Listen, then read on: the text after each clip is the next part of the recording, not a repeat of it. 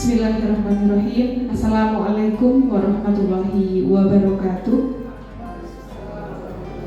Yang terhormat Ibu Kepala SD Negeri 2 Kaliirang dan yang saya hormati Bapak Ibu Guru SD Negeri 2 Kaliirang. Pertama-tama marilah kita puji syukur kehadirat Allah Subhanahu wa Ta'ala yang telah melimpahkan rahmat hidayahnya sehingga siang hari ini kita semua bisa berkumpul di ruangan yang tidak biasa gitu, dalam rangka diseminasi modul 1.4 sebagai budaya positif yang saya peroleh ketika mengikuti pendidikan guru penggerak. Sholawat serta salam tak lupa kita sanjungkan kepada Nabi Agung Muhammad Sallallahu Alaihi Wasallam yang kelak kita akan minta syafaatnya di yaumul qiyamah. Allahumma amin. Saya sampaikan banyak terima kasih kepada Bapak Ibu Guru yang berkenan hadir dalam acara tersebut. Mudah-mudahan 1 jam atau lebih ke depan acara kita lancar, tidak ada halangan suatu apapun. Amin. Kita mulai saja nih Bapak Ibu. Yang saya sampaikan yaitu budaya positif. Beberapa waktu lalu kita sudah mendapat materi tersebut, mengenal materi tersebut ketika Ibu Nuri mengikuti pendidikan guru penggerak di angkatan 6 Bu. Nah, berarti paling tidak kegiatan hari ini kita akan mengulas kembali atau merefleksikan kegiatan-kegiatan di sekolah kita, apakah sudah berjalan sesuai dengan ketentuan budaya positif atau belum.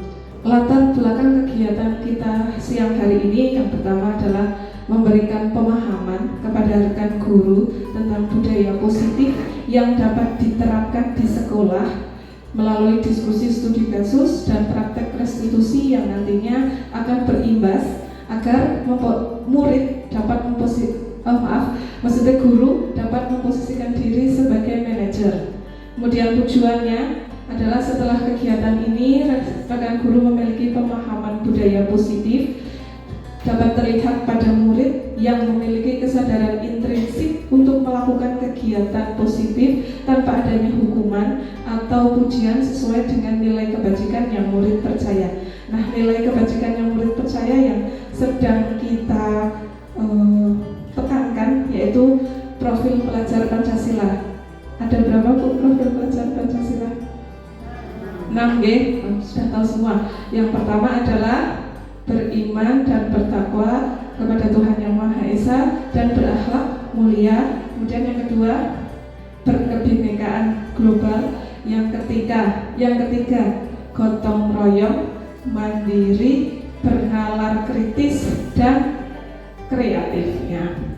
Tolok ukurnya atau indikator keberhasilan kegiatan hari ini adalah dilihat dari muridnya. Apakah murid mampu membuat kesepakatan kelas yang didasari keyakinan akan nilai kebajikan yang sama. Kemudian yang kedua, apakah murid mampu melaksanakan kesepakatan kelas secara sadar tanpa adanya hukuman atau pujian. Di kelas Bapak Ibu, apakah sudah dibuat kesepakatan kelas atau keyakinan kelas? Sudah kemarin ketika kegiatan MPLS.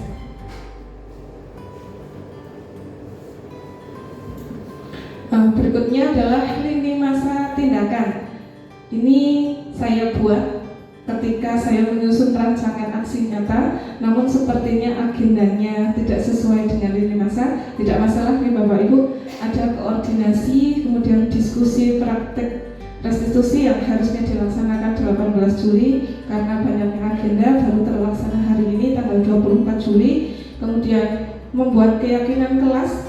Ini karena tadi Bapak Ibu sudah membuat, berarti kurang lebih di sekitar tanggal 20 Juli ini sudah terbuat, tersusun keyakinan kelas. Kemudian tinggal kita akan membuat keyakinan sekolah. Nah, ini sesuai rancangan 21 Juli karena 21 sudah lewat, berarti kemungkinan besok atau dalam minggu ini kita akan membuat keyakinan sekolah. Kita rekap dari keyakinan tiap kelas, kita susun bersama apakah terdapat nilai kebajikan yang sama. Nah, nanti kita akan sosialisasikan kegiatan keyakinan sekolah, yaitu ketika upacara bendera. Berarti kemungkinan Senin depan kita sudah bisa menyusun keyakinan sekolah. Dukungan yang dibutuhkan, yang pertama adalah kolaborasi semua warga sekolah sebagai teladan dalam mewujudkan budaya positif di sekolah secara sadar. Nah, semua warga sekolah berarti kan termasuk kita, guru, kepala sekolah, kemudian orang tua dan juga komite.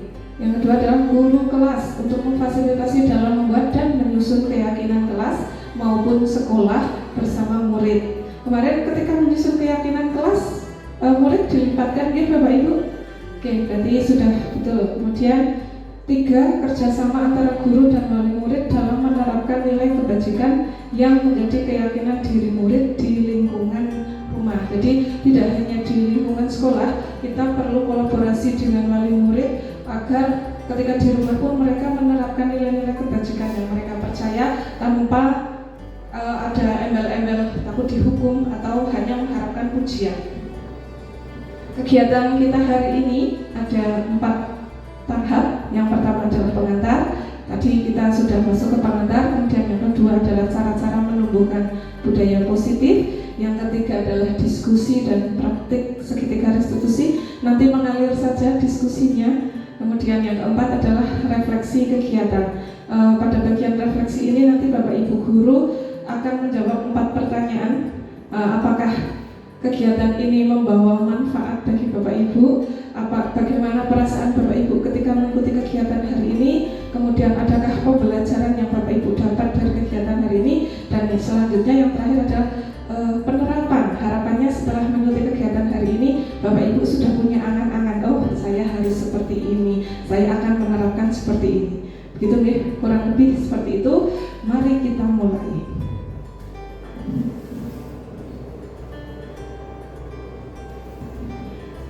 Masih ingatkah Bapak Ibu pengertian budaya positif?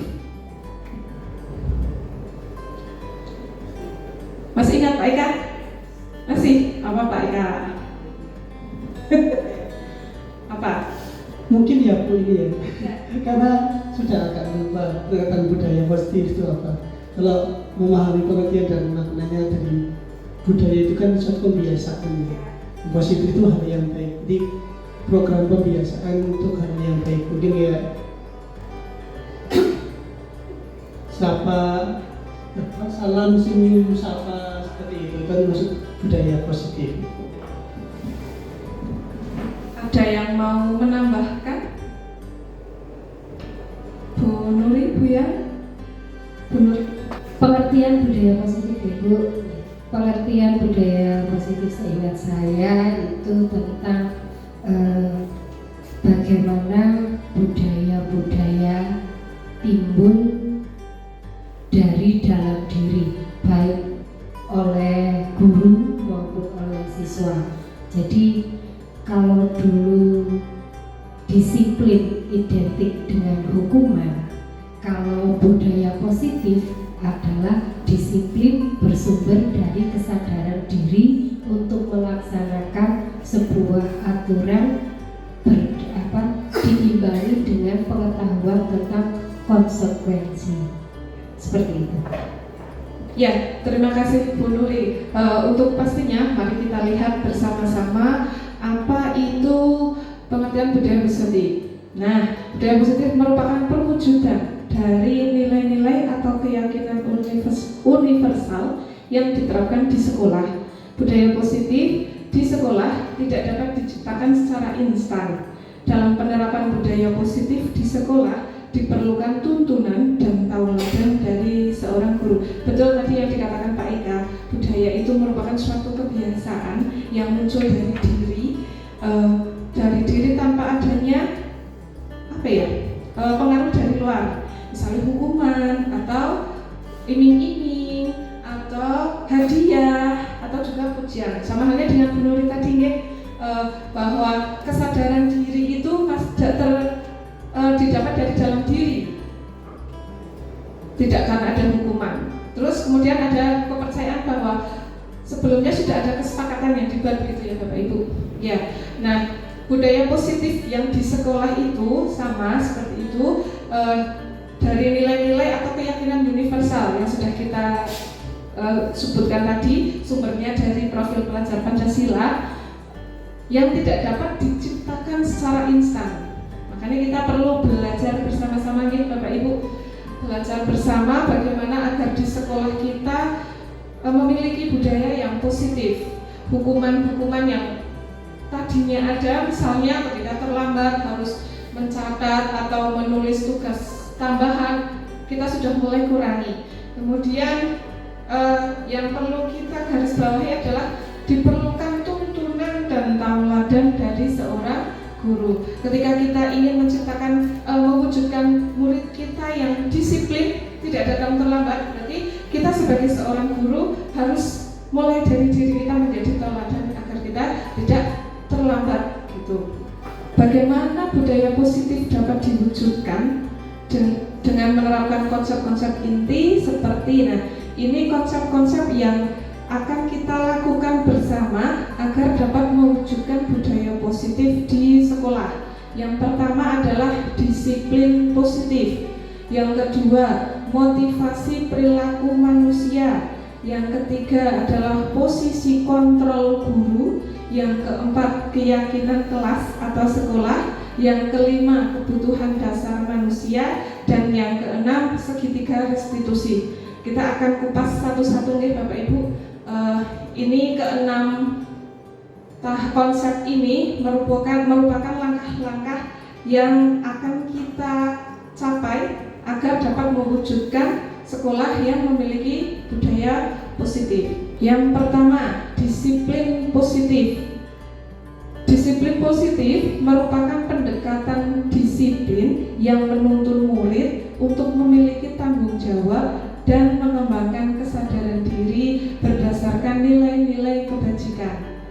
Nah, disiplin positif ini fokus pada disiplin internal, berarti berdasarkan dari kesadaran diri yang memungkinkan murid mengontrol tindakan mereka sendiri tanpa adanya hukuman ataupun iming-iming lainnya. Dengan disiplin diri, murid dapat memahami dan menyadari tindakan yang mereka lakukan bukan karena pujian atau hukuman, melainkan berdasarkan motivasi dalam diri. Mohon maaf itu typo nggih, kurang F dalam diri. Nah, apa saja motivasi? Motivasi diri kita lihat pada slide berikutnya. Tadi Bapak Ibu sudah mendapat lembaran. Pada lembaran tersebut sudah ada 3 pertanyaan. Nah, mari Bapak Ibu jawab terlebih dahulu untuk pertanyaan nomor 1. A adalah salah satu murid di kelas 5 SD masa depan. Akhir-akhir ini dia sering datang terlambat ke sekolah, bahkan hampir setiap hari.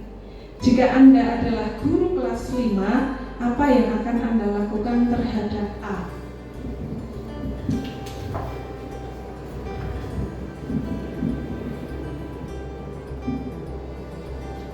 Selama ini masih ada nih Bapak Ibu murid yang sering terlambat.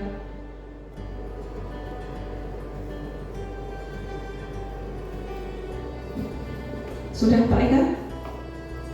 Sudah. Pak Eka, apa yang Pak Eka lakukan jika menjadi guru kelas 5? Yang akan saya lakukan yang pertama adalah menanyakan dulu Bu, alasan dia terlambat itu kenapa. Karena bisa jadi maunya kita jangan langsung menjudge kamu tuh terlambat gini. Bisa jadi kan dia punya alasan sendiri, mungkin ada permasalahan yang menyebabkan dia itu terlambat. Bisa jadi dari keluarganya atau biasanya juga dari diri dia sendiri.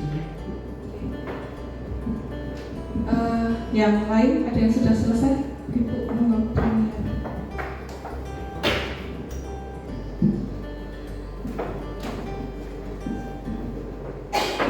Terima kasih. Selain kita tanya, juga kita mencari tahu apa penyebabnya anak tersebut terlambat.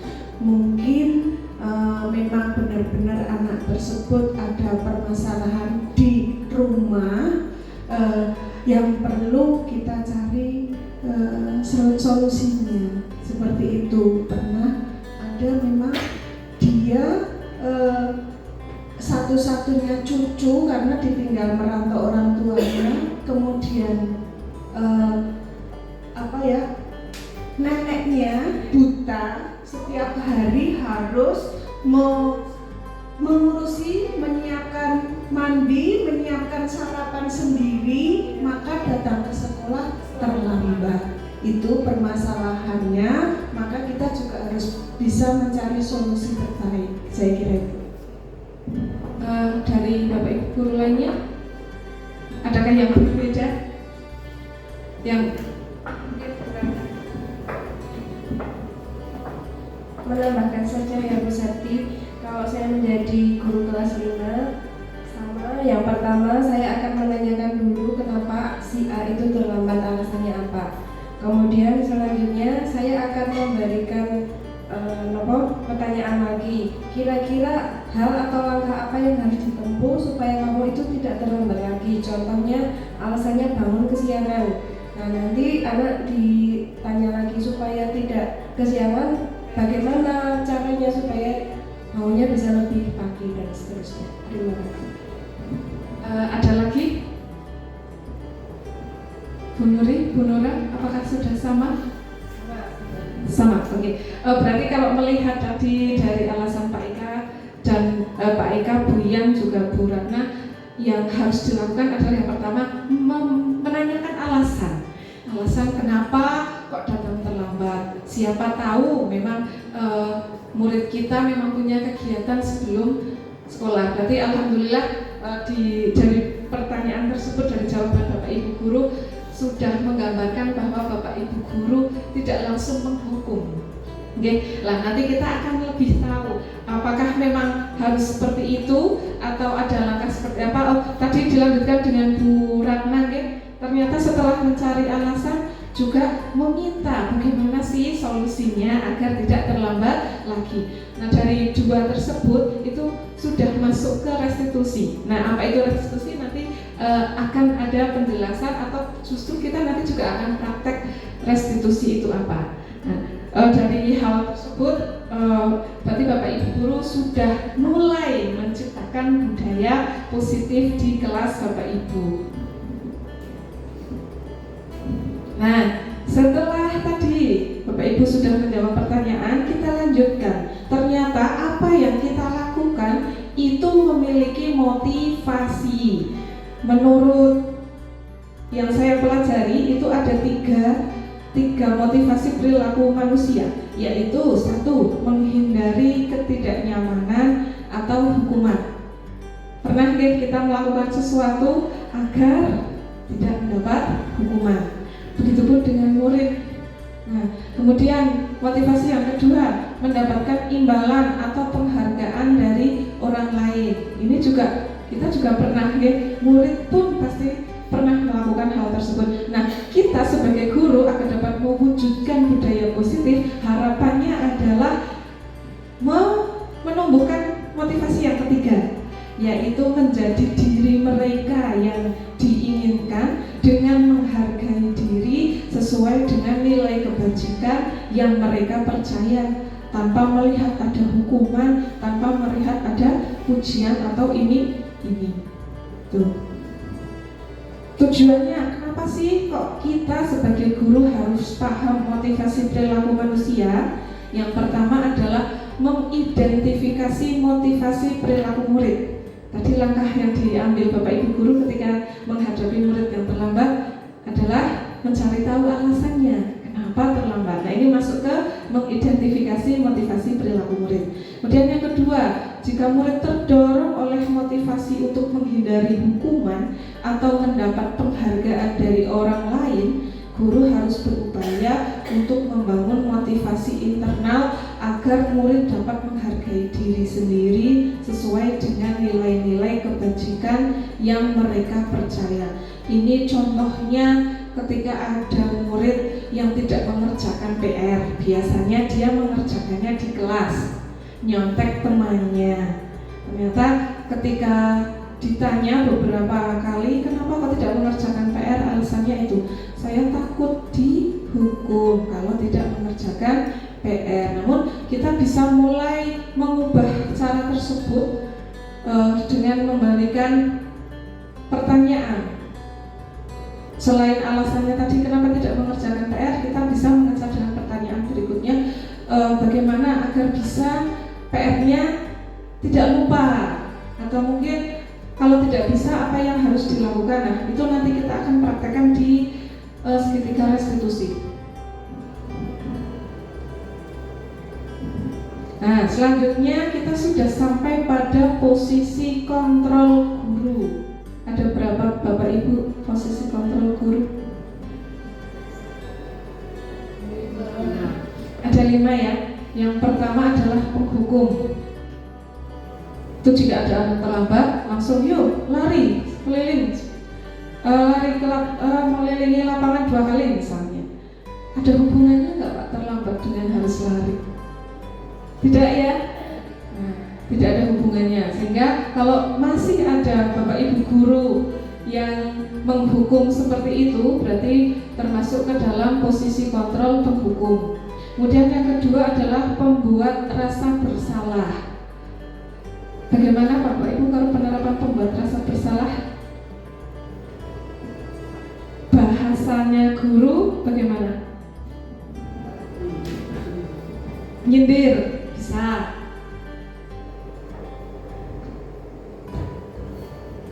Mungkin lembut tapi lebih ke verbal gitu. Nah, nanti kita akan pelajari bersama bagaimana sih perbedaan antara posisi kontrol guru sebagai penghukum, pembuat rasa bersalah, teman, pemantau atau manajer. Nah, tadi Bapak Ibu guru sudah menjawab nomor 1. Sekarang soal nomor 2 pada kertas. Jika Bapak Ibu guru tadi menjawab di nomor 1, berarti Bapak Ibu kira-kira memposisikan dirinya sebagai apa? Apakah sebagai penghukum? Apakah sebagai pembuat rasa bersalah? Atau sebagai teman? Atau sebagai pemantau? Atau sebagai manajer? Tadi kalau penghukum kan begitu salah langsung dihukum, tidak konfirmasi dulu. Kalau membuat rasa bersalah lebih ke apa? Memojokkan, iya, menyalahkan muridnya. Nah, kamu pasti bangun kesiangan, mulai telat terus. Nah, itu termasuk yang pembuat rasa bersalah. Kalau itu masih penghukum. Kalau yang pembuat rasa bersalah dengan rasa lembut, ya, kenapa kok terlambat terus? Kamu nggak kasihan pas sama ibu, sama teman-teman, sudah berangkat pagi, malah sudah belajar, gara-gara kamu terlambat, kami semua terganggu.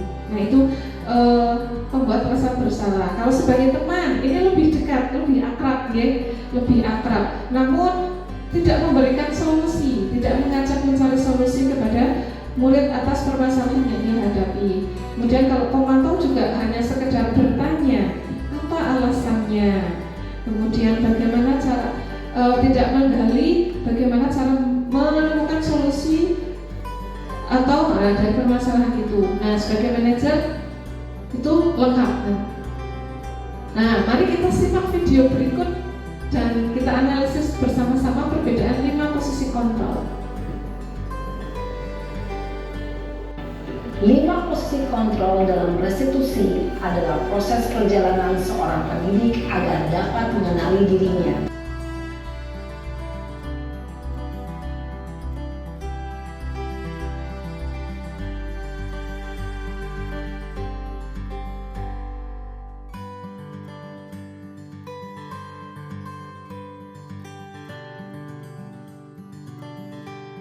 Baik, kita tadi sudah nonton ya, perbedaan antara 5 posisi kontrol guru. Tadi Pak Eka menjawabnya pertanyaan nomor 2 sebagai apa Pak Eka? Sebagai manajer. Oh, berarti Pak Eka sudah menerapkan 3 restitusi. Kalau sudah sebagai manajer ya, tadi sudah menanyakan, kemudian dikaitkan dengan keyakinannya, keyakinan kelas yang telah disusun, keyakinan kelas mana yang harus ditingkatkan. Kemudian Pak Eka juga ternyata sudah mendorong murid tersebut untuk mencari solusi sendiri atas apa yang dilakukannya kesalahan. Berarti sudah sudah menstabilkan identitas, kemudian sudah memvalidasi tindakan kesalahan, tindakan yang salah, kemudian yang tiga sudah menanyakan keyakinan. Kemudian Bapak Ibu yang guru yang lain sudah memposisikan diri sebagai manajer semua kan? Sudah? Alhamdulillah. Malah saya sendiri yang masih belajar, saya seringnya baru sampai di pemantau, baru menanyakan alasan, kemudian baru menanyakan baru menanyakan kesalahan, validasi kesalahannya itu, tapi belum mengajak anak untuk mencari solusi sendiri. Saya baru dalam tahap pemantau dan mudah-mudahan saya bisa belajar memposisikan diri menjadi seorang manajer. Dari penjelasan video tadi jelas ya Bapak Ibu bahwa yang kita lakukan agar dapat mewujudkan budaya positif di sekolah adalah harus memposisikan diri menjadi manajer. Namun tadi juga disampaikan di video bahwa untuk mencapai hal tersebut itu tidak mudah. Kita harus benar-benar konsisten menerapkan disiplin positif ini di kelas kita, dan kita juga tentunya akan menghadapi tantangan bagaimana kita bisa menuntun murid kita agar memiliki kesadaran diri, motivasi diri, dan bertanggung jawab atas diri sendiri. Begitu selama ini kan kadang anak-anak ada yang nggak piket kalau ada bu gurunya di kelas baru piket, itu karena dia udah motivasinya sudah bukan dari diri tapi ada orang lain. Seperti tadi perbedaan antara pemantau dan manajer beda tipis ya. Kalau pemantau tadi belum menanyakan ke anak untuk solusinya, kita hanya memberikan pertanyaan-pertanyaan, itu sudah baik belum, sesuai dengan keyakinan belum. Tapi ketika dibandingkan dengan manajer, ada satu langkah yang belum dilakukan pada posisi manajer. Ini juga saya cerita sedikit kemarin pada kegiatan dari ruang kolaborasi. Jadi kita juga studi beberapa kasus. Ternyata untuk kontrol posisi teman, pemberi rasa bersalah sebagai penghukum, terus satu lagi pemantau, itu kita berbeda-beda. Kasusnya sama, tapi dari masing-masing kelompok. Misalnya tadi terlambat posisi gurunya, ketika mengkonfirmasi dia sudah mengkonfirmasi, kemudian dengan pembawaan yang lemah lembut. Beberapa kelompok menjawab sebagai teman karena kedekatan dari bahasanya adalah seperti seorang teman. Namun ternyata kelompok lain menyatakan itu bukan sebagai teman tetapi sebagai pemberi masalah. Alasannya apa? Karena ada kalimat yang menegaskan kamu tidak kasihan dengan ibu, nanti ibu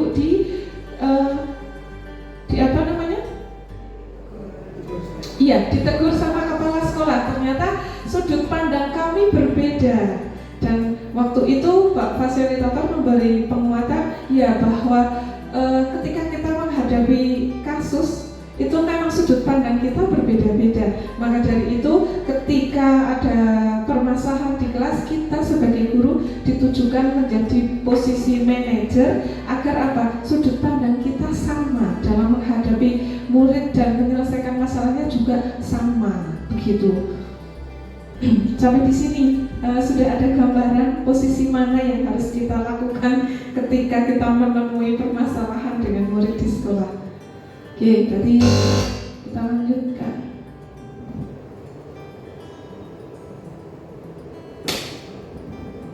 Nah, posisi kontrol guru membangun kerjasama dengan murid, memberi tanggung jawab atas perilaku mereka, dan mendukung mereka dalam menemukan solusi atas masalah yang mereka hadapi. Kemudian, posisi manajer mengacu pada segitiga restitusi yang memungkinkan murid menjadi manajer bagi dirinya dan berhasil menciptakan identitas positif versi mereka. Nah, sampailah kita kita pada materi keyakinan kelas atau sekolah. Guru memiliki peran dalam mewujudkan keyakinan sekolah atau kelas. Alhamdulillah di sekolah kita kemarin dari kelas 1 sampai kelas 6 sudah membuat keyakinan sekolah, menyusun keyakinan kelas atau kesepakatan kelas dengan cara diskusi dan dituangkan dalam pernyataan universal yang mudah diterapkan. Diskusi semua nggih kemarin nggih? Oke. Nah, tadi berarti jawaban yang pertama sudah menyusun keyakinan kelas? Sudah. Lalu bagaimana caranya? Nah, barangkali Bapak Ibu nanti apakah saya sudah sesuai belum ya ketika membuat keyakinan kelas? Mari kita simak video bagaimana cara menyusun keyakinan kelas bersama murid.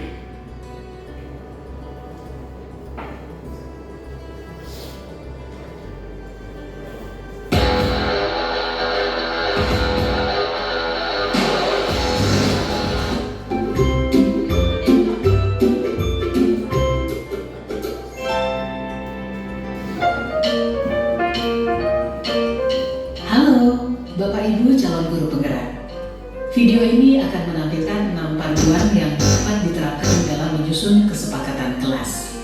Mari kita simak bersama. Izinkan murid untuk menyampaikan masalah yang dihadapi saat ia berada di kelas dan harapan kelas yang membuatnya nyaman. Hal ini bisa dilakukan secara individu, berkelompok, atau dari survei kelas.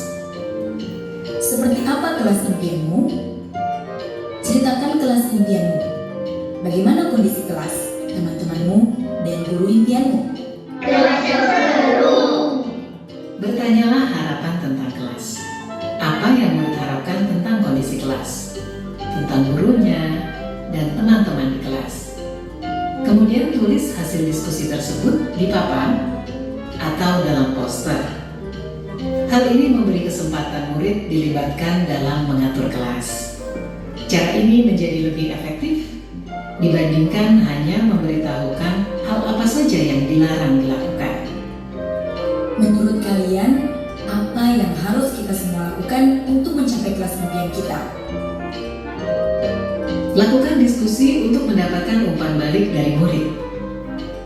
Perjelas tentang kesepakatan kelas.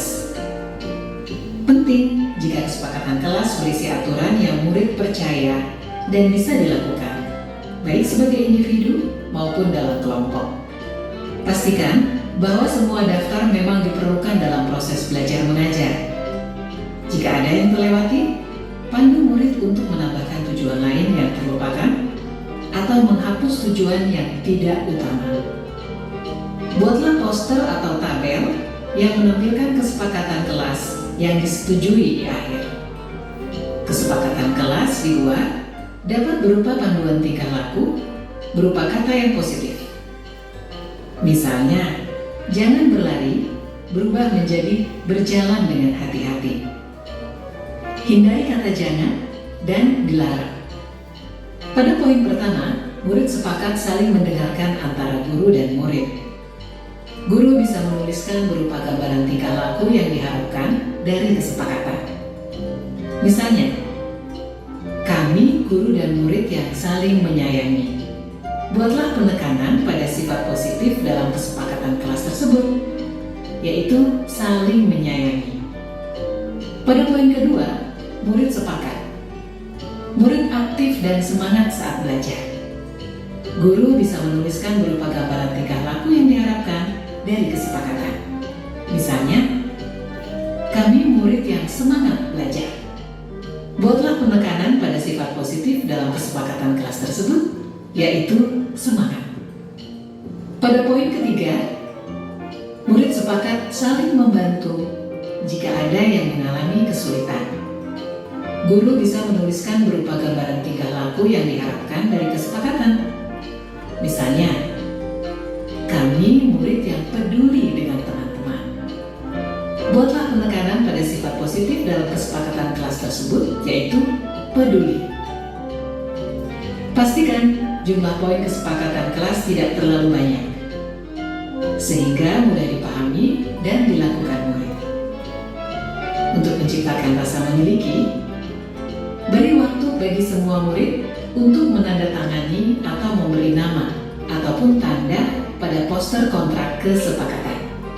Guru juga perlu memberikan tanda tangan. Letakkan poster kontrak kesepakatan di bagian kelas yang terlihat oleh semua murid dan guru. Perhatikan umur perkembangan murid. Untuk murid PAUD, bisa memberikan cap tangan untuk tanda menyepakati kesepakatan kelas. Lakukan refleksi secara rutin terkait kontrak kesepakatan kelas yang sudah disusun. Tanyakan siswa terkait perkembangan penerapan aturan dan tentukan apakah ada hal yang perlu diubah atau diperbaiki. Apakah kesepakatan kelas ini sudah bisa dilakukan? Sudah Bu, tapi kadang masih ada yang suka ngobrol. Ayo kita diskusikan lagi mengapa hal ini sulit dilakukan. Baik Bu. Lakukan proses ini terutama saat pertama, awal tahun ajaran baru. Kedua, saat ada murid yang melakukan hal yang tidak sesuai kesepakatan. Ketiga, sebelum menjalankan aktivitas baru. Keempat, ketika awal masuk sekolah setelah libur panjang. Proses ini tidak akan pernah berhenti dan akan selalu dikembangkan. Seperti proses belajar yang terus berlangsung selama kita hidup. Semangat mencoba!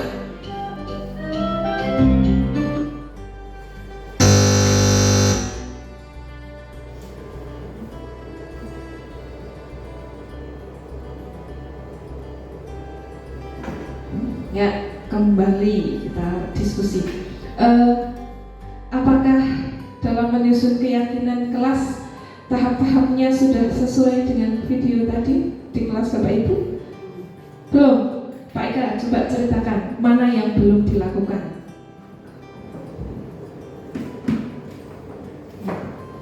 Mungkin kalau yang diharapkan ini sudah ada Bu. Jadi apa yang diharapkan mereka, suasana kelas seperti apa yang mereka harapkan itu sudah mungkin pernah kita tanyakan, cuma tidak menjadi kesepakatan. Karena cenderungnya kesepakatan yang kita baca adalah berupa yang tadi yang sebenarnya tidak diperbolehkan, tapi kita sering terapkan, kayak dilarang, tidak boleh seperti ini, selama di sekolah tidak boleh seperti ini. Itu yang masih kita terapkan seperti itu. Dan tentunya ketika tidak bolehnya itu juga diimbui dengan sanksi atau punishment seperti apa. Ya. Berarti di keyakinan kelas 6 masih ada kata dilarang, begitu. Nah, berarti mungkin ini masukan kalau sesuai dengan video tadi, kata dilarang itu menjadi diubah menjadi kalimat positif. Misalnya kalau tadi dilarang terlambat misalnya, ya, kalau dilarang terlambat berarti bisa diganti jadi datang tepat waktu sesuai jam masuk. Atau di kelas 5 kemarin saya ubah menjadi awalnya memang seperti itu, tidak boleh terlambat. Lalu kita diskusikan bersama, anak-anak ini bisa diubah tidak kalimat dilarang terlambat, diubah menjadi kalimatnya positif, kata dilarangnya kita hilangkan. Seperti apa ya Bu Guru? Tapi paling tidak kita mengarahkan, kalau Bu Guru menulis seperti ini boleh tidak. Kemudian kemarin di kelas 5 disepakati dan gimana ya? Lupa. Setiap murid datang tepat waktu sebelum bel masuk kelas berbunyi, seperti itu. Namun ketika ada konsekuensinya seperti tadi Pak Eka, ada, cuma tidak dituliskan pada keyakinan kelas. Kita sepakati bersama, kalau ada yang terlambat apa yang harus dilakukan. Nah, nanti kita masuknya ke yang restitusi tadi itu Pak. Iya, tapi di keyakinan kelas tidak kami tuliskan. Iya. Kemudian jika misalnya Bus, kami menemui ada anak yang sering nyontek seperti tadi, tidak mengerjakan PR begitu. Nah, berarti ayo kita sepakati bersama apa yang harus kita tulis di keyakinan kelas kita. Kamu seneng nggak kalau temanmu nyontek? Tidak lah, saya capek-capek mengerjakan, teman saya hanya nyontoh begitu. Kemudian yuk kita susun kalimat yang menjadi keyakinan kita bersama. Kemudian awalnya itu muncul tidak boleh mencontek. Kemudian saya diskusikan lagi, anak-anak, keyakinan kelas kita itu kita wujudkan dan menggunakan kalimat positif. Mari kita ubah kalimatnya. Kalau tidak boleh mencontek berarti kita mengerjakan tugas harus cara apa? Kemudian di kelas 5 kemarin berhasil menyusun mengerjakan dan melaksanakan tugas dengan jujur dan tertib. Tertib itu artinya sesuai dengan ketentuan. Misalnya harus dikumpulkan besok, ya besok pagi harus dikumpulkan. Kalaupun nanti ada yang melanggar kesepakatan, nanti kita kembali lagi ke restitusi tadi Kak Ika, agar anak bisa menemukan solusinya sendiri seperti itu, tanpa kita memberi hukuman ya ataupun konsekuensi dari yang mereka lakukan. Tuh, saya tertarik dengan kelas 1 Bu Ratna. Sudah membuat keyakinan kelas? Oh belum, Bu Nora, kelas 2 sudah. Bagaimana Bu Nora ketika membuat keyakinan kelas untuk kelas 2?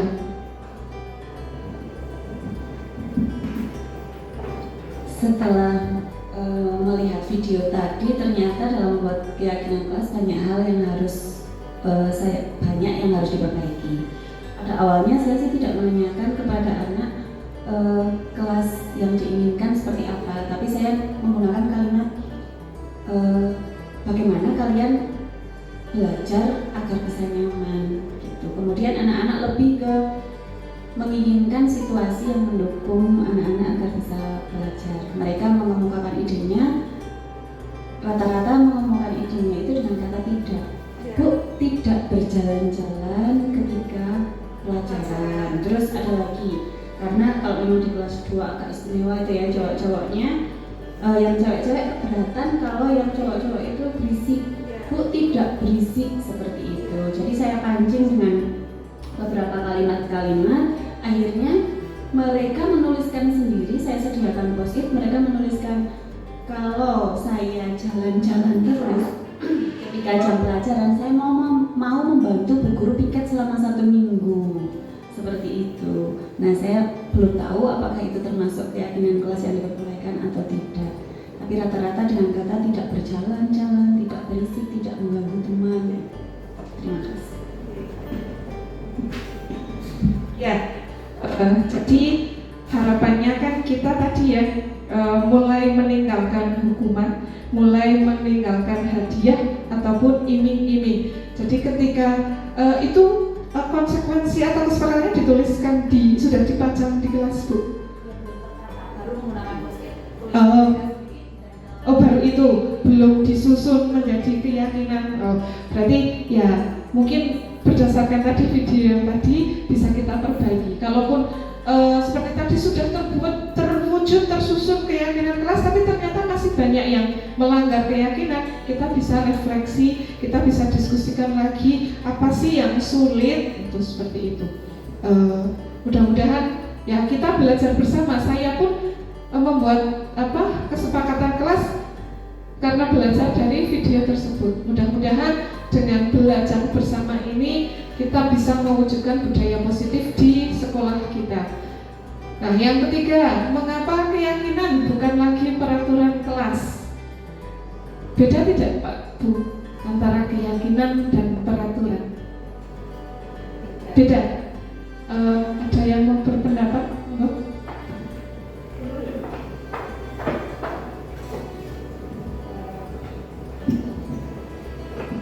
Antara keyakinan dan peraturan kelas itu berbeda. Jadi kalau menurut saya peraturan itu cenderung ditetapkan dengan konsekuensi di belakangnya. Jadi jika melanggar aturan maka ada konsekuensinya gitu. Tapi jika keyakinan kelas itu diambil bersama-sama berdasarkan nilai-nilai kebajikan yang disepakati bersama, sehingga di dalamnya itu tadi selain menggunakan bahasa yang positif juga tidak ada hukuman di dalamnya, seperti itu. Iya, memang peraturan dan keyakinan itu berbeda, meskipun sebenarnya tujuannya sama, agar kelas kondusif, agar pembelajaran menjadi efektif dan efisien. Namun jika dilihat dari prosesnya pun jelas berbeda. Kalau peraturan tentu sudah ditentukan di awal dari Bu Guru, misalnya kalau peraturan kelas Bu guru pingin kelas kita seperti ini bla bla bla bla bla. Yang tidak mematuhi tentu akan menerima konsekuensi seperti ini.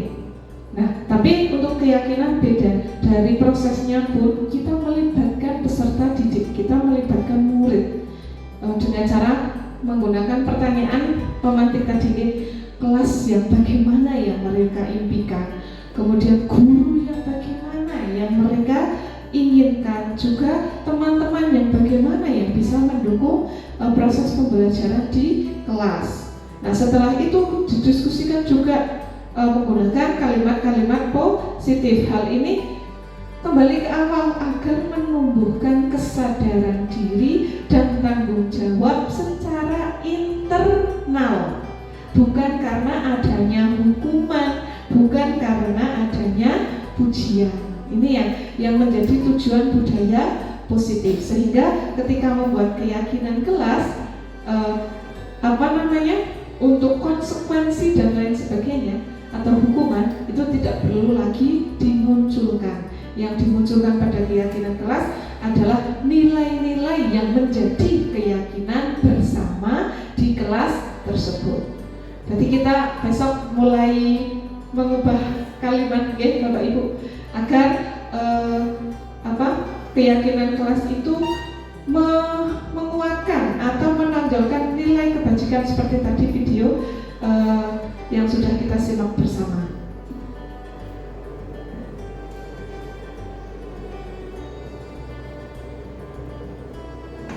Nah, nih pembentukan keyakinan kelas. Keyakinan kelas bersifat lebih abstrak daripada peraturan yang lebih rinci dan konkret. Kemudian keyakinan kelas berupa pernyataan-pernyataan universal.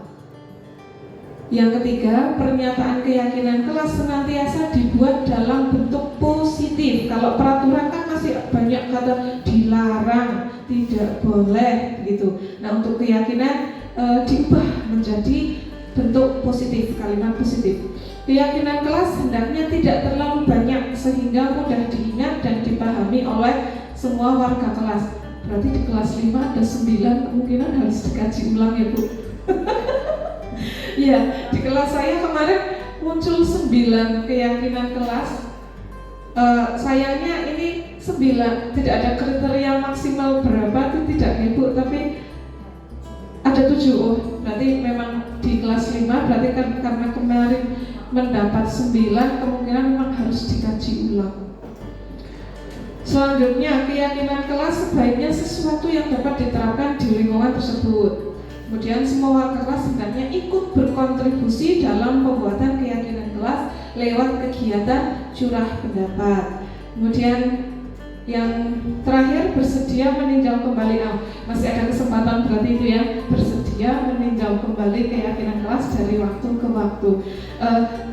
Berarti Bu Ratna kan kelas 1 belum membuat, tapi sudah ada gambaran besok seperti apa. Kira-kira Bu Ratna mau langkah-langkahnya seperti apa di kelas 1? Langkah-langkahnya ya mungkin seperti tadi yang sudah dialami Bu Septi. Pertama, saya kasih pertanyaan pemantik dulu. Anak-anak suka bu guru yang bagaimana misalnya?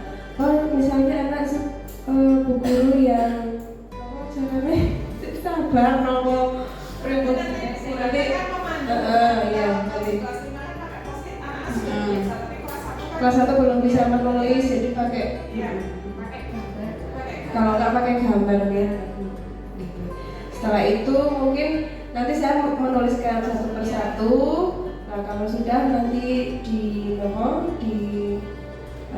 sampaikan ulang dari poin 1 sampai poin terakhir. Kalau sudah fix, baru saya akan membuat seperti yang Bu Septi buat itu, baru saya tempel. Ya, karena kelas 1 kan baru transisi PAUD gitu. Nah, makanya perlu kita bagaimana kita membuat keyakinan kelas itu perlu, namun langkah-langkahnya kan karena kelas 1 ya disesuaikan dengan kelas 1. Kalau di kelas 4, 5, 6 sih kita hanya memberikan pertanyaan, anak-anak diberi post-it seperti kemarin, langsung bisa nulis seperti ini, tempel, kemudian kita diskusi kebajikan, kita pancing-pancing gitu. Nanti anak-anak yang sudah menyusun, dikhawatirkan di kelas 1 kan mungkin masih menyusun kata atau menyusun kalimat kan masih kesulitan. Barangkali nanti juga ibu guru yang slow bisa membantu Bu Ratna ketika menyusun keyakinan kelas di kelas 1. Barangkali Bu Ratna memerlukan bantuan agar keyakinan kelas 1 dapat tersusun, begitu.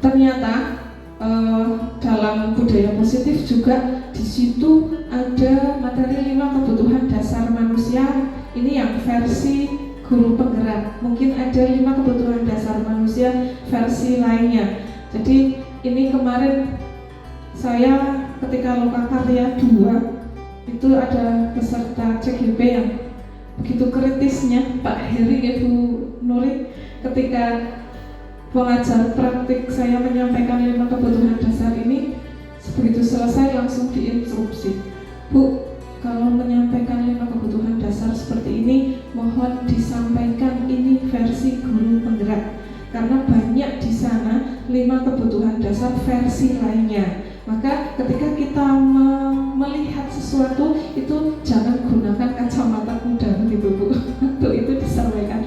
Maka penting saya sampaikan juga 5 kebutuhan dasar ini versi guru penggerak menurut Dr. William Glaser dalam choice teorinya itu ketika seorang murid melakukan suatu perbuatan yang bertentangan dengan nilai-nilai kebajikan atau melanggar peraturan, hal itu sebenarnya dikarenakan mereka gagal memenuhi kebutuhan dasar mereka. Nah, untuk lebih jelasnya mari kita lihat satu persatu kelima kebutuhan dasar ini. Nah, yang pertama adalah kebutuhan bertahan hidup. Ini kaitannya dengan fisik. Ketika lapar berarti ada kebutuhan yang belum makan, yang belum terpenuhi seperti tadi ya. Nah, kemudian selain bertahan hidup, kalau yang ini lebih ke fisik, Kemudian ada juga kebutuhan kasih sayang dan rasa diterima. Nah, ini barangkali anak yang biasa bikin ulah di kelas, barangkali di rumah kebutuhan kasih sayangnya itu kurang, makanya cari perhatian di kelas. Tuh, bahkan mungkin di kelas banyak teman-teman yang tidak bisa menerima sehingga anak tersebut gawe tingkah apalah karena kebutuhan kasih sayang dan rasa diterimanya belum terpenuhi. Kemudian ada juga kebutuhan penguasaan. Ini yang punya karakter senang menguasai kelas gitu. Nah, pokoknya juga kudu melu nyong. Itu biasanya ada di tiap kelas. Itu mereka memiliki kebutuhan penguasaan. Kemudian ada juga kesenangan, kebutuhan kesenangan. Kadang ada murid yang ketika diberi materi lemes, ngetruk. Nah, itu kemungkinan karena mereka kebutuhan kesenangannya itu belum terpenuhi. Wah, seneng karo pelajaran iki gitu. Maka atau mungkin dengan metode gurunya, wah ulangannya ceramah tok Bu Guru ngantuki. Nah, penting ketika kita akan memenuhi kebutuhan kesenangan itu di awal kita melakukan asesmen diagnostik non kognitif nih Bu. Jadi dari asesmen tersebut kita kelompokkan si A gaya belajarnya seperti apa, si B gaya belajarnya seperti apa. Nah, kalau sudah ada itu kita kelompokkan, syukur-syukur sih sama, tapi ternyata kemarin di kelas 5 juga tiga-tiganya ada Bu. Jadi paling tidak kita besok siap-siap membuat modul ajar yang berdiferensiasi. Ini salah satunya adalah untuk pemenuhan kebutuhan manusia. Tuh, kemudian kebebasan. Ini juga di kelas kita banyak menjumpai murid yang pinginnya bebas. Ini kaitannya dengan gaya belajar mereka, mungkin yang kinestetik, dia tidak bisa anteng, harus ke sana, harus ke sini. Nah, itu. Makanya kita penting sebagai guru untuk dapat memenuhi kelima kebutuhan tersebut. Kita harus bisa mencari tahu, mengidentifikasi jadi dibutuhnya si A ke apa. paling tidak kita cari tahu. Nah, selanjutnya di pertanyaan nomor 3, boleh dibantu Pak Eka apa pertanyaannya? Menurut Bapak Ibu, jika A tadi ya sering terlambat, kebutuhan dasar manusia yang mana yang belum terpenuhi? Nah tadi kita memang harus cari tahu dulu ya ke A. Nah, berarti diumpamakan ke siapa? Salah satu murid Ibu yang pernah terlambat barangkali bisa diceritakan di situ. Misalnya Pak Ika punya pengalaman di tahun lalu yang A sering terlambat, kan pernah ditanya. Nah, itu kebutuhan mana yang belum tercukupi? Kebetulan waktu itu mondok ya Pak. Nah, dari kelima kebutuhan ini, menurut Pak Eka itu mana yang belum tercukupi? Apakah kaitannya dengan fisik, maame telat, atau karena ada apa? Berarti itu masuk yang mana? Kalau saya di kelas 5 kemarin yang sering terlambat itu Milan. Ya, Milan itu sering terlambat. Kalau saya tanya, alasannya bangunnya kesiangan. Saya sudah gali, kalau bangunnya kesiangan, besok mau kesiangan lagi agar nggak terlambat gimana? Saya bangun lebih awal. Iya ya, bangun lebih awal. Bagaimana caranya? Saya minta ibu untuk bangunin saya, tapi ternyata ya masih sering. Makanya ini tantangan deh Bu buat kita. Memang budaya positif itu sangat mudah diucapkan, tetapi untuk melaksanakannya banyak sekali yang harus kita lalui. Berarti kalau bangun kesiangan, masuknya ke kebutuhan yang bertahan hidup nih, karena itu kaitannya dengan fisik. Nah saya tanya lah, kamu bangun kesiangan kalau malam tidurnya jam berapa? Jam 10 Bu. Lah ngapain sampai jam 10? Main HP. Nah sekarang agar bangunnya tidak kesiangan, apa yang harus dilakukan? Ya main HP-nya jangan terlalu malam. Sudah dilakukan? Sudah Bu, bisa bangun pagi. Kadang-kadang ini mending, maksudnya kita ada yang jawab di sekolah lain, teman saya yang sudah pernah mempraktekkan segitiga restitusi seperti itu, dia tidak jawab, tidak apa, hanya diam saja. Ada yang jawabnya hanya ya, tidak, ya, tidak, ya, tidak. Nah ini salah satu tantangan kita untuk menerapkan seperti itu juga ternyata tidak mudah. Mau lurut jawabannya.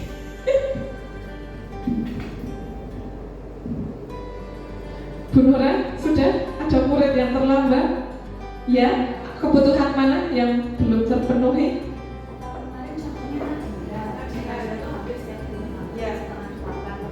Berarti Nadira dan Rafa ya? Oh, begitu. Adaptasi. Iya. Iya. Iya. Mana? Iya, betul. Iya. Oke. Tak kintang kintung, itu seperti itu. Ternyata memang alasan terlambat saja salah satu orang dengan lainnya juga seperti itu, berbeda. Ada kebutuhan mereka yang tidak sama. Kalau dulu kita bilang semua kebutuhan orang itu sama, ternyata setelah kita belajar ini beda. Bisa dilanjutkan?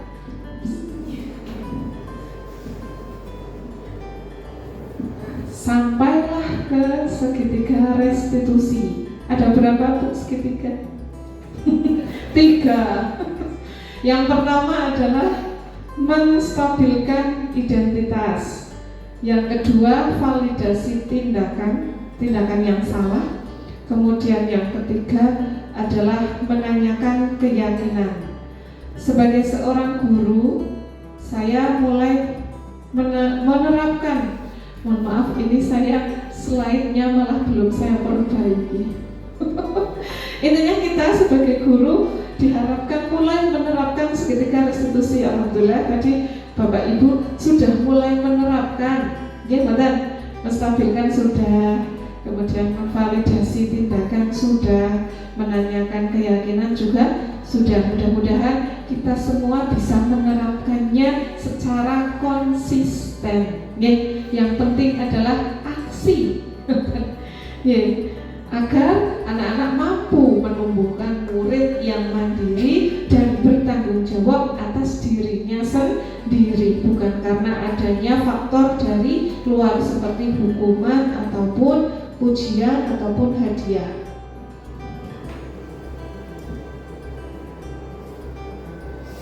Lalu pertanyaan atau langkah-langkah apa sih yang termasuk dalam menstabilkan identitas? Yang pertama adalah berbuat salah itu tidak apa-apa. Itu di awal. Karena kita semua pernah melakukan kesalahan.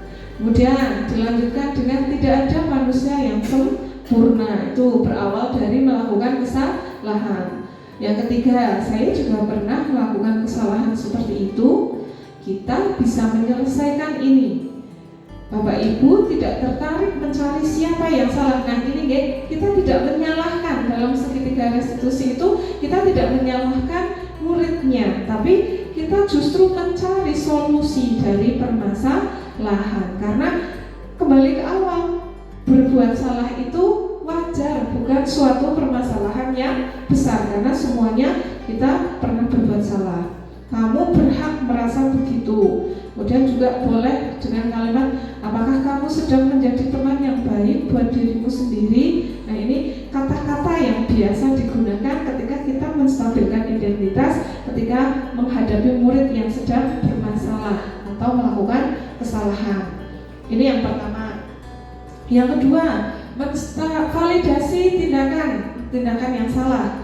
Pertanyaan yang bisa digunakan adalah, padahal kamu bisa melakukan yang lebih buruk dari ini ya. Nah berarti tindakannya kan tidak terlalu terlalu buruk. Nah, kemudian kamu pasti punya alasan mengapa melakukan hal itu. Nah ketika menanyakan alasan itu ternyata masuknya sudah ke sini Pak Ika. Validasi tindakan salah. Alasannya apa? Kemudian yang ketiga, kamu patut bangga pada dirimu sendiri karena kamu telah melindungi sesuatu yang penting buatmu. Kemudian yang keempat, kamu boleh mempertahankan sikap itu, tapi kamu harus menambahkan sikap yang baru. Ini kalau anak-anak yang bertengkar biasanya, atau berantem. Mungkin karena mereka mempertahankan sesuatu yang mereka yakini. Nah, kita sebagai guru, sebagai penengah itu tidak berhak menyalahkan si A atau si B-nya, tapi kita diharapkan menyampaikan seperti itu. Kamu boleh mempertahankan sikap itu, tapi kamu harus menambahkan sikap yang baru.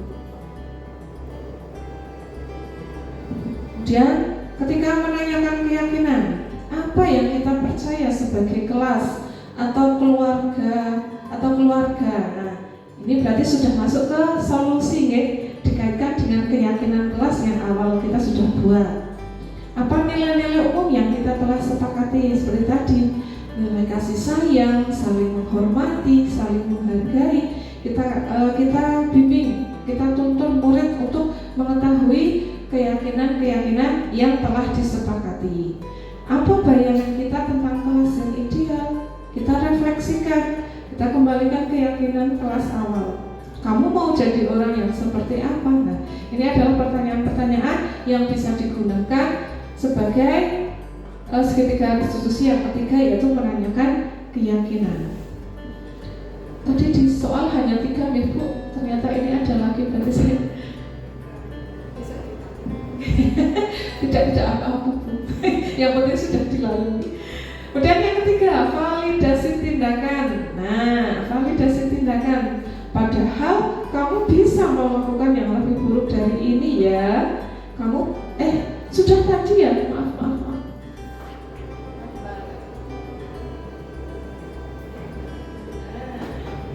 Mari kita praktekkan. Praktek segitiga ketiga restitusi. Nah, ini masalahnya. Anda adalah wali kelas 6 SD masa depan. Anda baru saja selesai menghadiri rapat guru dan ingin kembali ke ruang kelas untuk melihat tiket kelas bekerja. Sesampai di kelas, Anda terkejut karena hanya ada 2 murid yang sedang membersihkan kelas. Anda menyadari bahwa C tidak ikut berpartisipasi dalam piket, padahal C hari itu masuk sekolah. Anda bertanya kepada murid yang sedang piket. Mereka menjawab bahwa C tiba-tiba keluar kelas begitu saja dan membawa tasnya. Jika Anda ingin menerapkan segitiga restitusi pada C, berarti Anda manggil C dulu.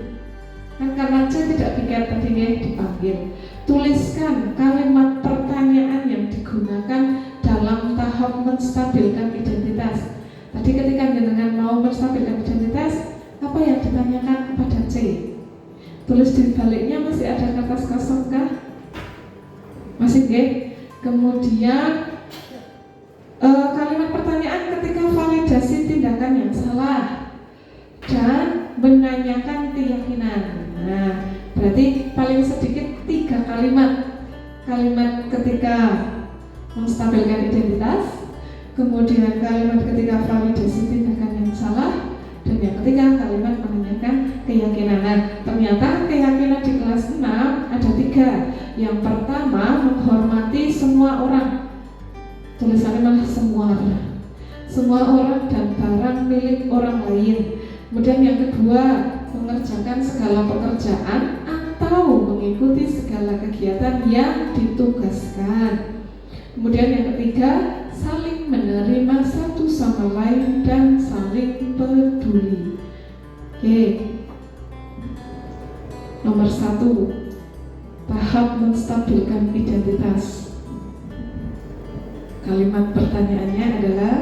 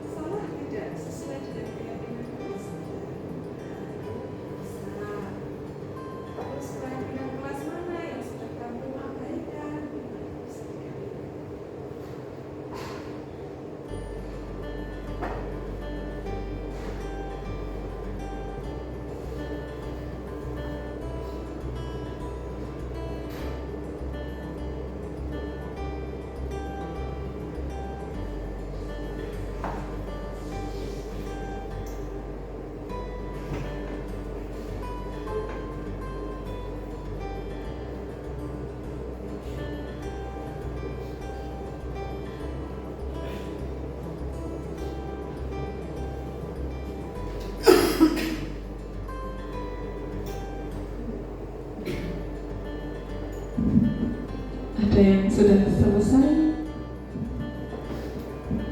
Sudah, Bu Nora, mungkin.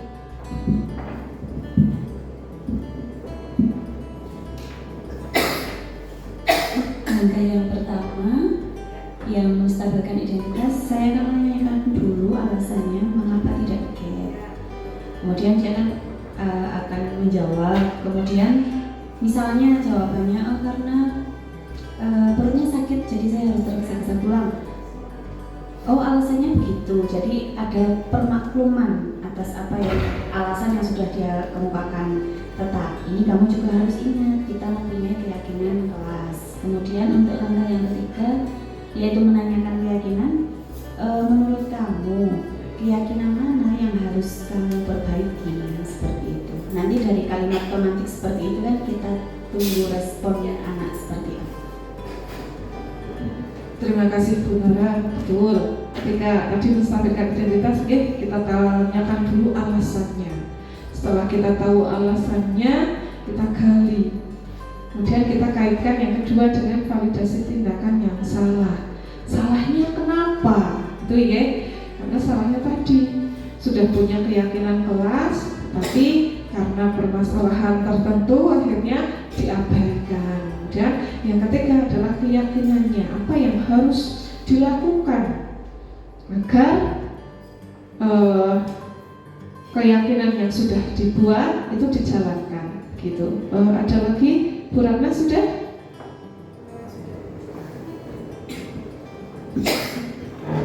Langkah pertama menstabilkan identitas sama seperti Bu Nora. Saya akan bertanya dulu, apakah benar kemarin kamu tidak piket? Kemudian mengapa kamu tidak piket? Alasannya apa? Kemudian yang kedua validasi tindakan atau kesalahan. Saya akan bertanya apakah kalau tidak piket itu adalah tindakan yang benar. Nanti anak akan menjawab. Kemudian langkah terakhir menanyakan keyakinan. Pertanyaannya, apakah perbuatanmu sudah sesuai dengan kesepakatan kelas yang sudah kita buat? Kemudian untuk selanjutnya poin mana dari kesepakatan kelas yang sudah dibuat itu yang belum sesuai dengan tindakan kamu. Kemudian yang terakhir, kira-kira apa yang harus kamu lakukan supaya kamu bisa memperbaiki atau memperbaiki kesalahan yang sudah dibuat sesuai dengan keyakinan. Ya, berarti yang ketiga ini sudah mendorong anak untuk mencari solusi sendiri, Bu, agar anak tersebut memiliki kesadaran diri, tidak karena memperbaiki karena ada hukuman atau iming-iming dan lain sebagainya. Ada lagi, Ibu, yang mau menyampaikan jawabannya? Bu Mila sudah? Belum? Bu Nuri? Belum? Pak Ika? Oh, Pak Ika sudah.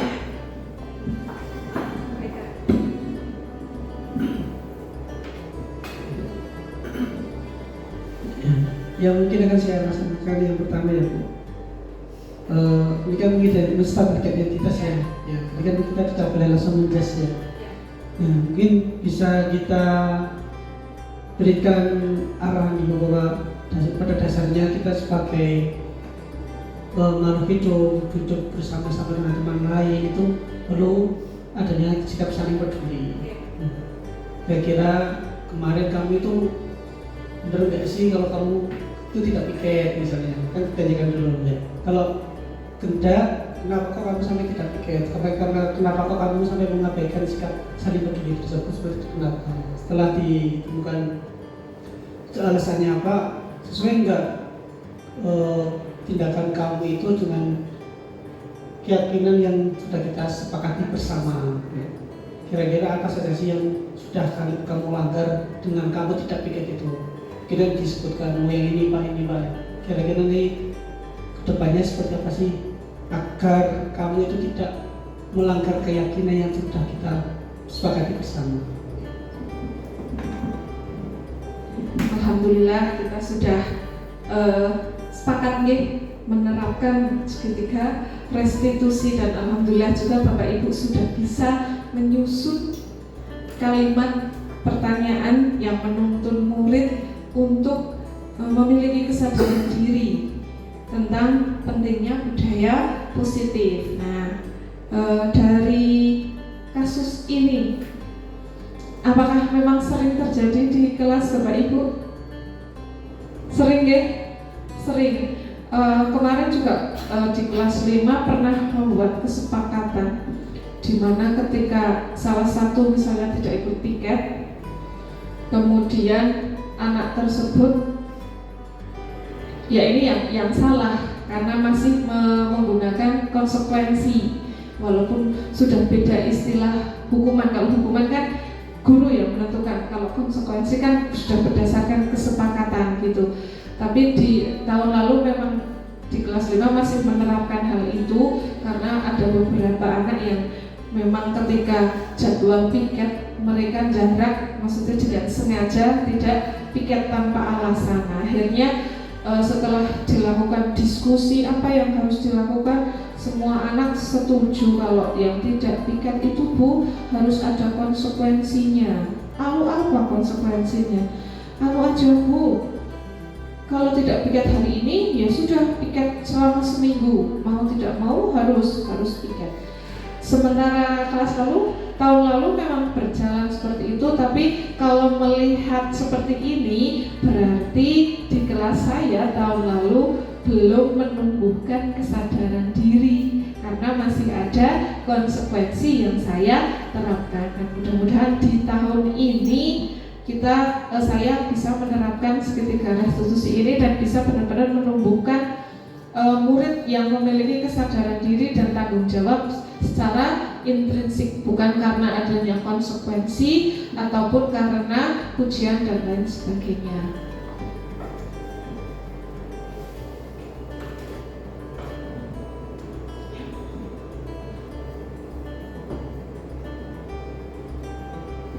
Alhamdulillah, kegiatan kita sudah sampai ke refleksi kegiatan. Nah, saya ingin nanti salah satu atau salah 4 menyampaikan. Yang pertama, adakah informasi penting yang didapat? Ayo pesen kopi? Baru sudah.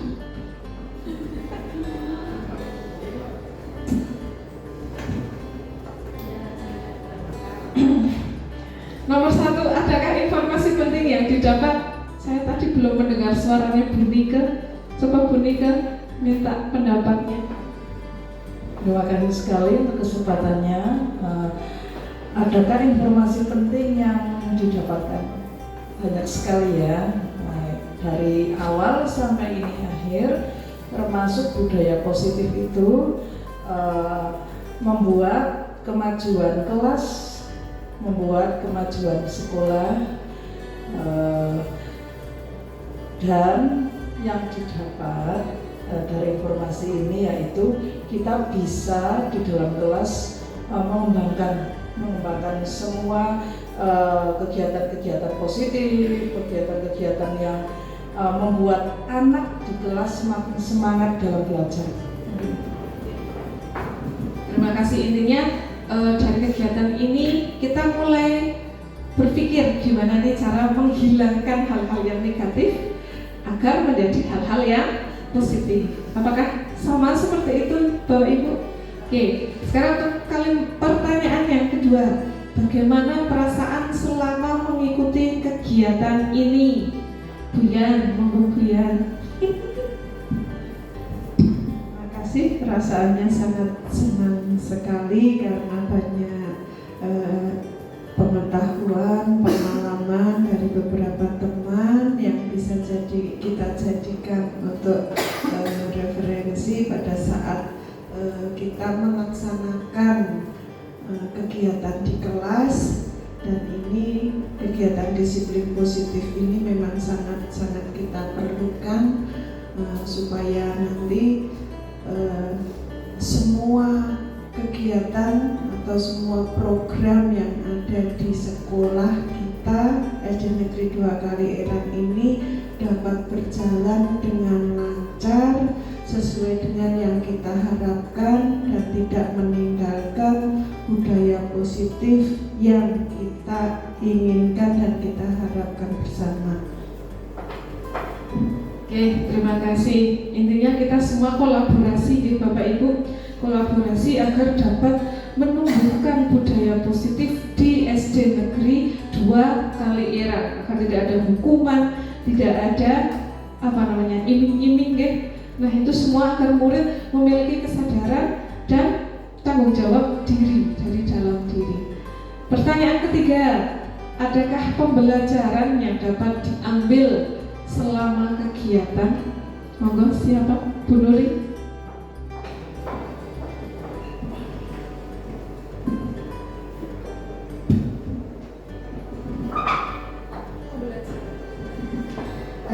Pembelajaran dari kegiatan kali ini untuk saya pribadi sebagai ajang warming up ya, ajang untuk mengingat kembali materi-materi yang pernah saya dapat dan juga tentunya mendapat penjelasan yang lebih gamblang lagi, dimana dulu pada saat saya menjalani ini belum ada video bagaimana melakukan kesepakatan kelas, itu belum ada video-video panduannya, dan sekarang sudah lebih lengkap.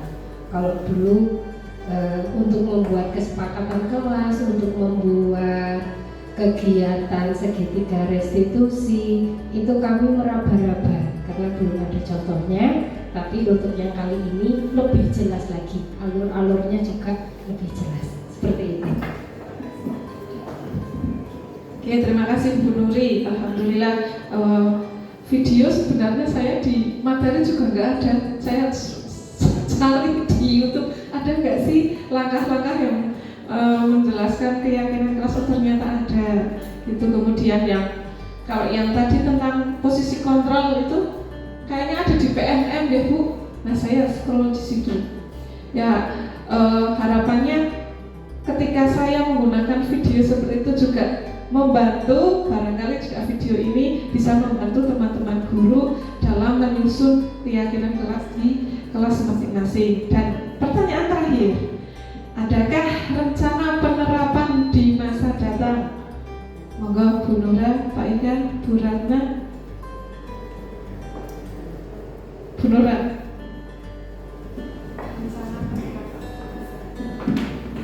Rencana penerapan di masa datang ya, untuk waktu dekat ini yang pertama tadi PR, memperbaiki keyakinan kelas sesuai yang sudah disampaikan. Kemudian untuk selanjutnya ya berarti kita sekarang langkahnya berpedoman pada segitiga restitusi tersebut. Dalam melakukan setiap keputusan kita harus ingat bahwa guru adalah posisi manajer, bukan lagi seperti zaman saya dulu sekolah. Guru itu kan lebih ke penghukum, dan yang kedua setelah penghukum apa Bu?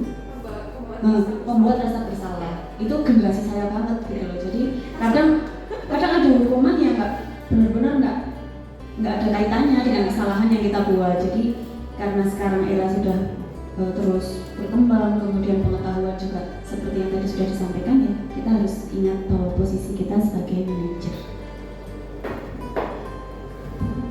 Alhamdulillah, terima kasih atas refleksi dari Bapak Ibu Guru.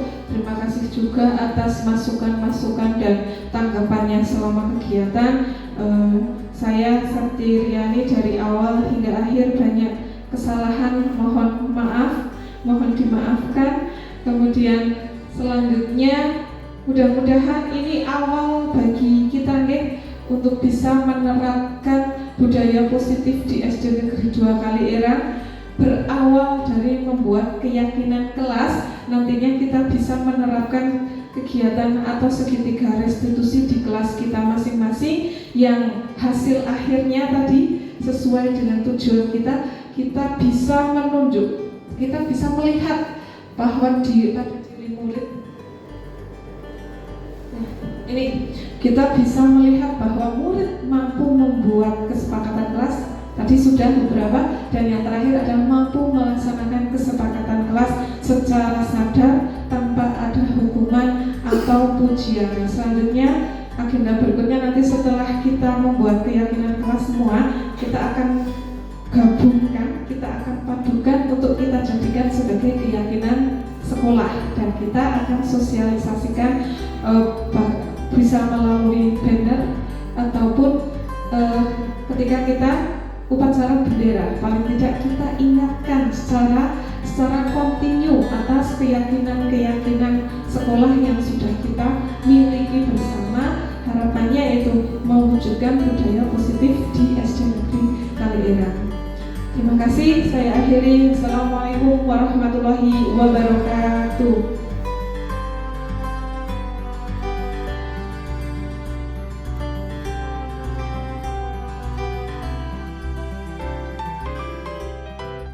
Guru memberikan pertanyaan pemantik tentang kelas impian murid. Murid menuliskan kondisi kelas, guru, dan teman yang mereka impikan pada post-it.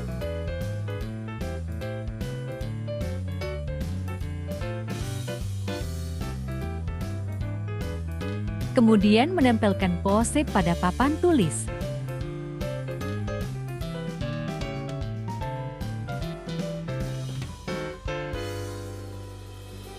Selanjutnya guru dan murid menyusun kalimat positif yang merupakan keyakinan bersama. Keyakinan kelas 5. 1. Impikan kelas 6.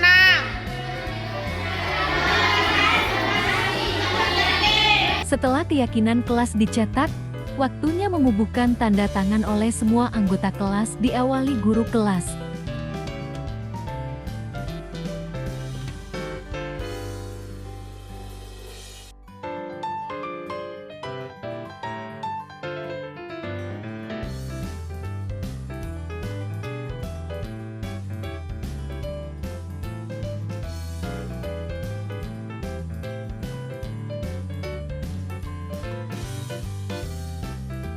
Keyakinan kelas 5 selesai dibuat. Saatnya belajar dengan semangat dan bahagia.